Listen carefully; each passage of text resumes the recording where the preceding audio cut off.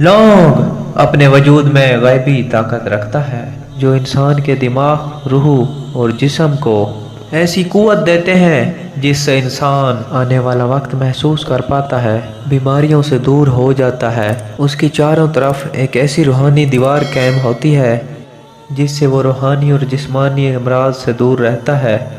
अल्लाह के वली शाह शम्स तबरेज़ सब्ज़वारी ने फरमाया, अपने सालन में कुछ लौंग डाला करो क्योंकि लौंग खाने वाला ज़हीन बनता जाता है।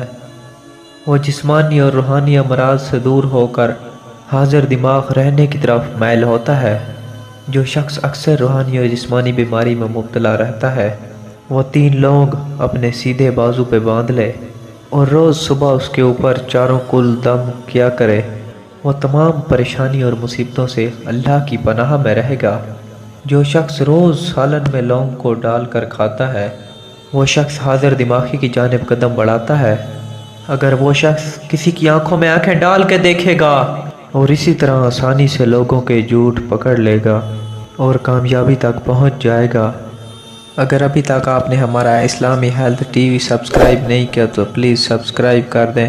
अगर आप हमारे फेसबुक पेज पर देख रहे हैं तो हमारे पेज को फॉलो कर दें। वीडियो अच्छी लगे तो वीडियो को लाइक ज़रूर करें, इससे हमारी हौसला अफजाई होती है। फिर मिलते हैं नेक्स्ट वीडियो में। अल्लाह हाफिज़।